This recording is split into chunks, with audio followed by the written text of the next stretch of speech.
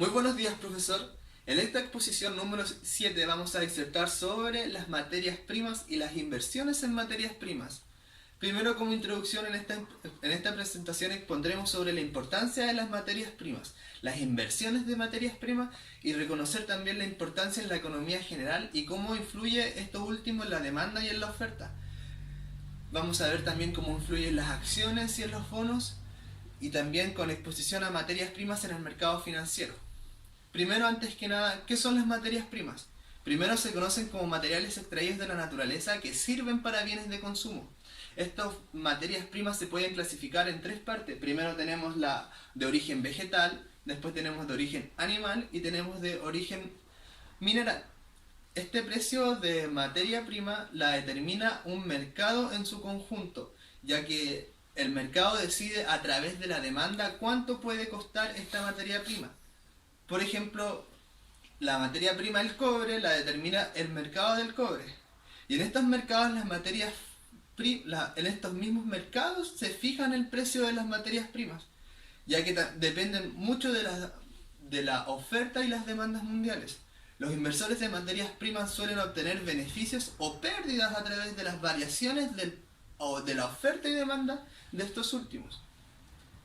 Vamos a también hablar cuáles son las alternativas para invertir en las materias primas, ya que primero un punto muy importante, que no todas las materias primas son válidas para todos los inversores. Algunos requieren un elevado capital para ser implementadas. A continuación vamos a exponer sobre cuáles son las mejores formas de invertir en las materias primas como clase de activo.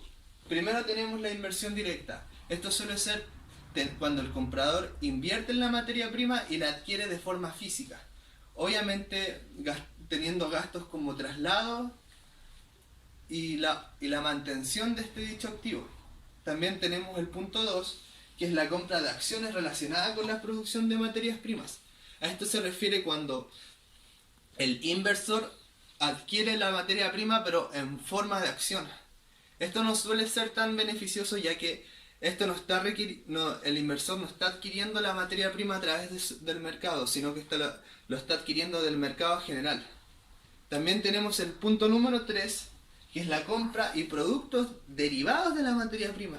Esto quiere decir que esto se hace a través de un contrato swap o un contrato futuro, que son tipos de contratos estandarizados, donde en general esto puede ser de mucho más eficiente, ya que como es un contrato, significa que está estandarizado y tiene un alto grado de transparencia y de liquidez. Pasamos al punto 4, que es la compra de productos indiciados a algún índice de materias primas o alguna materia prima.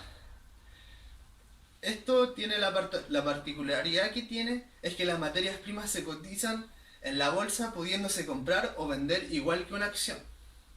Tenemos también el punto número 5, que es la compra de fondos unidos a las materias primas.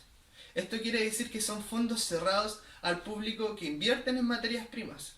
Y tenemos el punto número 6 y el último punto, otras alternativas para invertir en las materias primas. Existen otras alternativas, como por ejemplo invertir en países donde la producción de materias primas tengan un elevado porcentaje dentro del ingreso bruto o PIB per cápita. Vamos a hablar de las ventajas e inconvenientes de las materias primas. Primero, las materias primas tienen un sentido común que indica que los inversores, antes de tomar una decisión de invertir o no, deben ver si dicha opción les será conveniente en su cartera. Las principales ventajas o desventajas de invertir en las materias primas sería el punto 1. Las materias primas han tenido atractivas rentabilidades dentro de los últimos años. ¿Qué indica esto? Las materias primas han tenido un comportamiento excelente en su retorno y ha sido muy superior al de los mercados tradicionales de acciones y bonos. Tenemos el punto 2. Las materias primas tienen una correlación muy baja e incluso negativa con las acciones y bonos. El número 3. Las materias primas son una cobertura natural ante procesos inflacionistas. Esto quiere decir que las materias primas a través del tiempo pierden su valor, haciendo que estos sean procesos inflacionistas.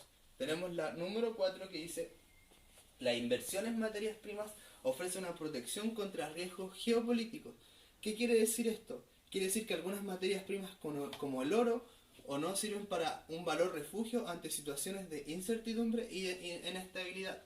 Por ejemplo, yo puedo ahorrar, si tengo un país como por ejemplo Venezuela, que suele ser un país donde el precio se infla muchísimo, las personas pueden ahorrar en la materia prima como por ejemplo el oro. Y eso por ejemplo sirve como el valor de refugio ante situaciones de incertidumbre o de inestabilidad. Tenemos el punto número 5, los fundamentales en los que se basa el incremento del precio en las materias primas continúan estando presentes. Esto quiere decir que gracias a la gran oferta y demanda de las materias primas, los expertos creen que la inversión de la materia prima es muy rentable a través del tiempo. Ahora vamos a pasar a las desventajas de invertir en las materias primas, ya que anteriormente hablamos de las ventajas, ahora hablaremos de las desventajas. Y dice número 1, las materias primas no generan ningún flujo de caja positivo. De hecho, este punto es una gran desventaja y de hecho la tendencia de materias primas genera un coste más que es el coste de transporte y de almacenaje. También tenemos el número 2 que dice el comportamiento de las materias primas a largo plazo ha sido inferior al de los mercados tradicionales. Y esto quiere decir que en el largo plazo las materias primas no tienen ningún comportamiento excelente.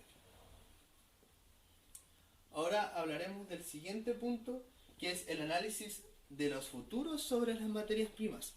Que quiere decir que un contrato de futuro sobre materias primas establece un compromiso de entregar o recibir un producto, que son contratos estándares que no conllevan ningún riesgo de contrapartida.